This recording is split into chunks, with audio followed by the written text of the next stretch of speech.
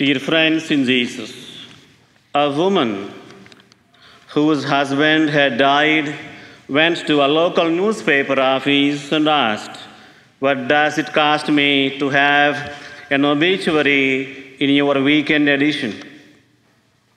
"It is $100 for 5 words," answered the clerk. "Do you have any discounts?" she questioned, "because all I want is just 2 words." "No, ma'am," the clerk answered.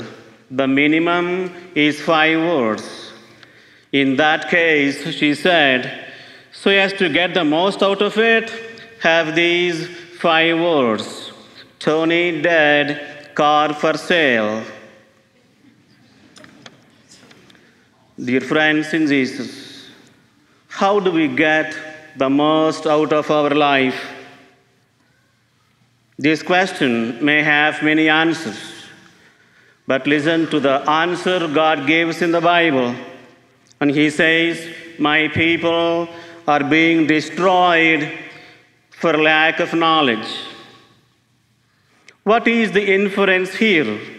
The inference is we make the most out of our life when we know what life is all about, when we have knowledge of it, and that we screw up and ruin it by the lack thereof.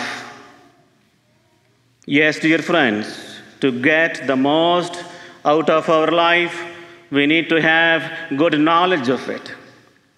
Today's readings talk to us about marriage, and naturally, to get the most out of marriage, we need to know what marriage is all about. But today, one problem with marriage is many people are entering the bond of marriage without really knowing what exactly marriage is all about. Lack of knowledge is one of the reasons why many marriages are failing today. There are some basic truths about marriage that many spouses do not understand even after many years of their marital life. The book of Genesis, chapter 24, implies some basic truths regarding marriage. Accordingly, every marriage is the will of God, the decision of God, and the work of God. Proverbs 19:14 says, "Home and possessions are an inheritance from parents, but a wife is from the Lord."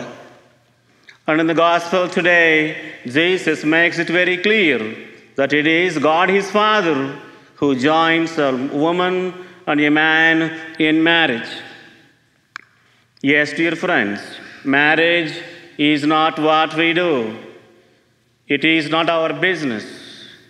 The Bible says it is God who does marriages, and that marriage is the work of God. And so, every time you talk about your marriage, make sure you include God in it. I heard about a Hispanic boy, I think, who helps us in this regard.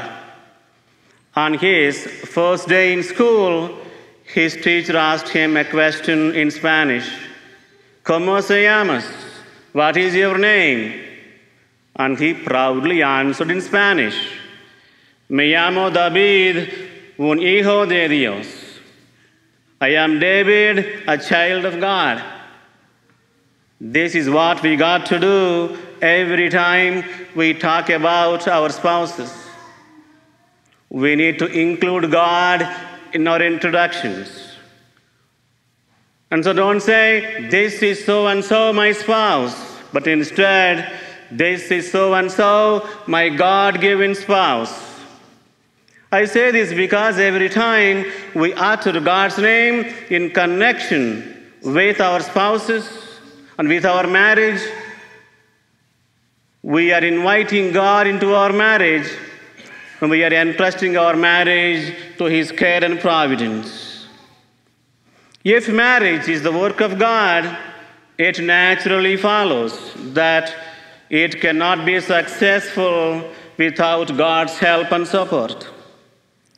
But how many couples today seek God's help and support in time of trouble?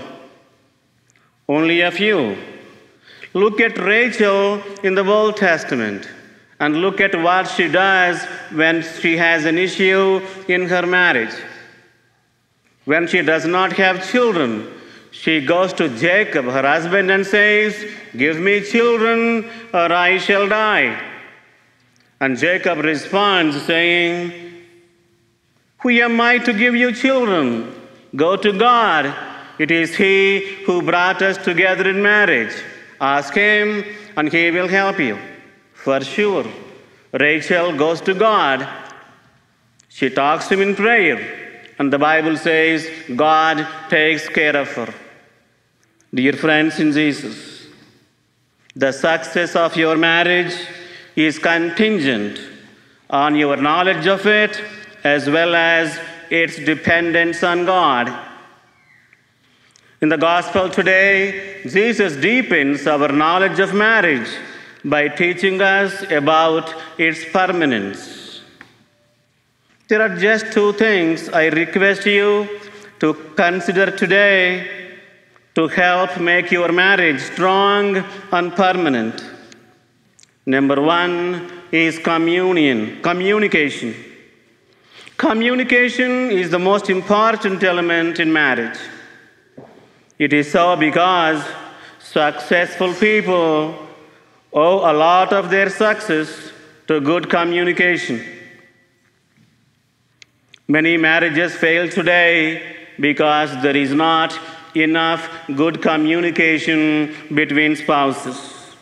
In fact, most of divorces are communication related. Talk to your spouses about things you are interested in, about what is bothering you. Talk to them about your hopes and dreams. How would your spouse help you realize your dreams unless and until he or she knows about them? How would your spouse understand your thoughts, moods, and emotions unless and until you express them? Number two is to handle marriage problems well. When you marry not only the upside, but also the downside of your spouses. Recognize and accept their downsides and turn them into opportunities to understand, love, and cope up with them. The greatest success stories were created by people who recognized problems and turned them into opportunities. Everything said and done, we are human and we tend to fail no matter how much knowledge we are, no matter how careful we are. Just know that God still loves you no matter your marital status today. And so today, if you are married, take a moment to recommit yourself to your spouse. If your marriage is in difficulty, pray for God's healing power to come into your marriage. If you are a widow or a widower, thank God for the good memories. Ask Him for the grace you need this week. If you are single because of divorce, pray for an intimate relationship with God to fill the void in your life. If you are a single parent, ask God to be the missing parent for your children. And if you have never married, pray that God brings His breast to you in His own time. And at the end, let us reflect these words today. Marriage is made in heaven, but its maintenance is done here on earth.